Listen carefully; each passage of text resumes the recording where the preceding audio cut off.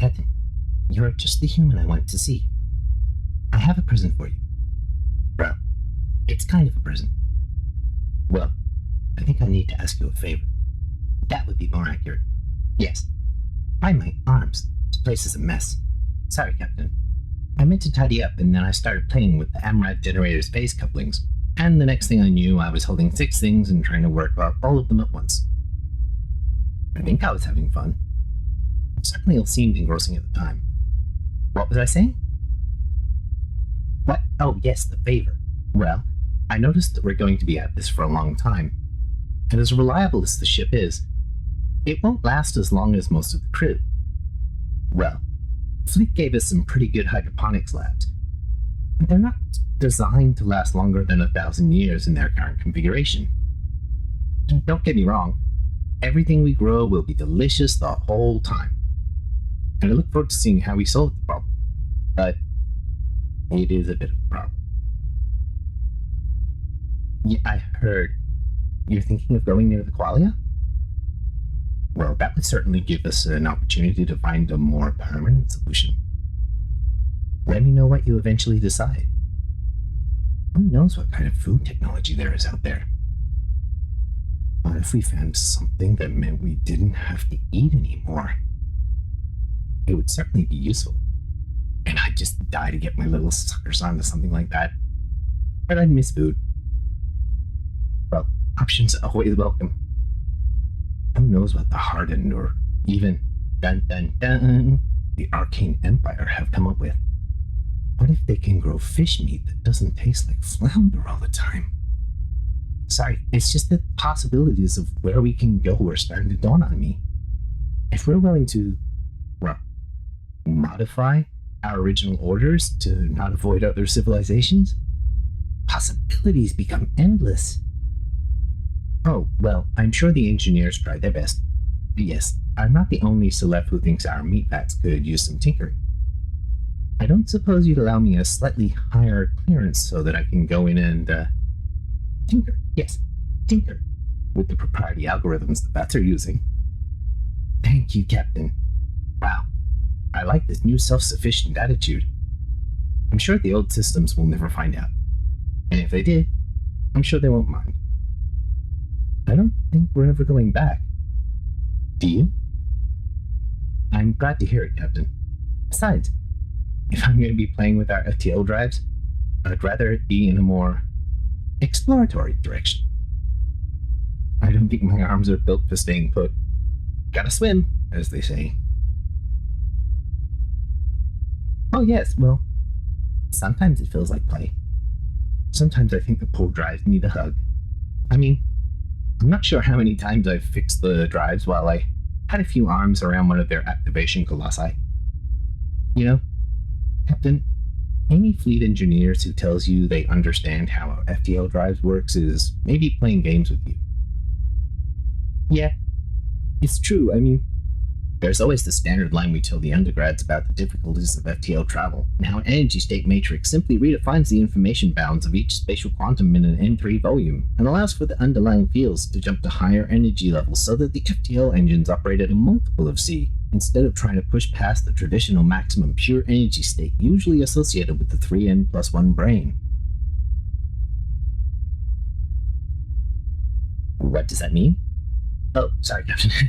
We just use a really, really cute form of gravity to open up a couple of those folded up dimensions at the quantum scale, and jam more power from the engines into them until the whole ship is internally the same, but externally so much more energetic that it's like a water drop on a hot plate.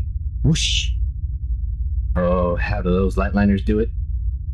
No idea, but we've heard they smoosh entire exagrams of mass into pocket dimensions and blast around at speeds orders of magnitude faster than even our fastest ships. They're a little ahead of us.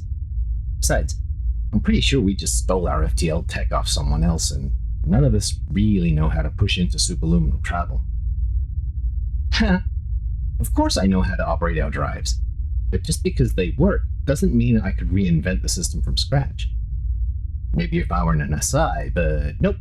Just got the old pondering bits and 8 arms to spin the dials. I've always wondered what it would be like to live as an Essai. Do they really know everything, or are they just really quick at checking the streams? Who knows? I think it's a bit rude to ask, and in the end, it comes out the same way, so who really cares? Tubin seems obliging enough, but there really aren't that many Essai in the old systems anymore. It would be nice to have more around. Oh, I think Tilbury is lovely. We usually match our rotation rosters so we can hang out. I have so many amazing stories of the simulations they've experienced, and the truly esoteric maths they indulge in makes my mind go into fantasy mode. Did you know that if you apply a Corabiola transform to a drive's waveform output, you can generate images of the dust the drives had to move out of the way? Cool, hey?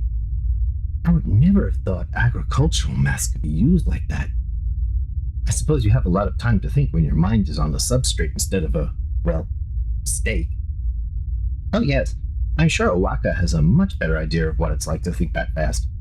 I'm pretty sure most OGs have their coprocessors on all the time these days. Most places aren't doing random checks on OGs anymore, so it's less risky for them to have huge processing time in their records. You're not going to check? So we really are smudging the rules now. I'm sure Waka would be pleased to hear that. It might have to come from you though, Captain. Waka might not believe me straight away if I said you'd said, well, you know what I mean. Where would I go? Well, here, Captain. I worked really hard to be here. And it's the only ship... Oh, in the galaxy. Wow. I suppose I have thought about that before. I remember the first time I went to Ambika's nest off the coast of Australia on pilgrimage. I realized that since I'd seen where my species came from, I may as well see where it's going. So I originally thought Sirius Orbital might be a nice place to visit. See a more Celeph-heavy population. Maybe live in a Celeph city for a few years. But then I found out that you're not allowed to leave the old systems, and officially, Qualia doesn't exist. And I grew up in the old systems. It felt kind of wrong to leave forever. Well, it felt like I'd be in trouble if I did it that way. Then your mission came up, and I realized I could explore the whole galaxy and not get in trouble. Oh, that's so lovely. Thank you for the offer, Captain. But Sirius Orbital wouldn't be my first choice. Yeah. The more I thought about it, the more I felt like I wanted to meet her. Ambika. I don't know why, but when I was swimming around the places she grew up and had her first clutch, I kept thinking of more questions. I wanted to know what it was like to... I don't know. There's just so little content left in the old systems about my species and where we came from. All I know is that we didn't evolve the normal way. Humans did it. It's as much about how we came to be as it is about your species' propensity for the bizarre. Thank you for your open mind about our options, Captain. I'll be here whenever you need me. Unless I'm off duty. Or if I'm fixing something somewhere. Or if I'm just not here. Otherwise, right here. Good night.